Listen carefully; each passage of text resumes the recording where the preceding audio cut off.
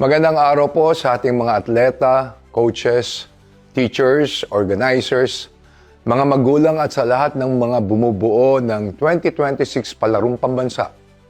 Ang Palarong Pambansa ay isang pagdiriwang ng sipag, disiplina, teamwork at pangarap ng mga kabataang Pilipino. It goes beyond sports. It is an opportunity for our youth to build character, form lifelong friendships, learn the value of perseverance, and discover how far hard work and determination can take them.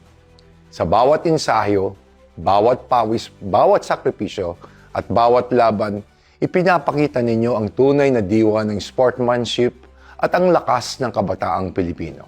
Hindi mang lahat ay mag-uuwi ng medalya, lahat ay nakarating dito ay upang may tuturing nating panalo dahil sa inyong dedikasyon at tiyagang inyong ipinakita.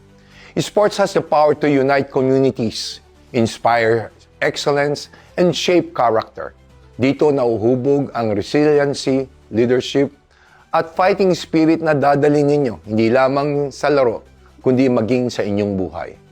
Congratulations din po sa ating mga coaches, teachers, organizers, volunteers, local officials, at mga magulang na walang sawang sumusuporta at gumagabay sa ating pong mga atleta.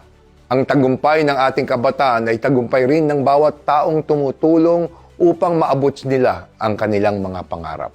Sa ating mga atleta, compete with passion, play with integrity, and represent your schools and communities and regions with pride and honor. Naway magsilbing inspirasyon ang Palarong Pambansa upang mas marami pang kabataan na ang mangarap, magsikap at maniwala sa kanilang kakayahan. Mabuhay ang kabataang atletang Pilipino at mabuhay ang bagong Pilipinas.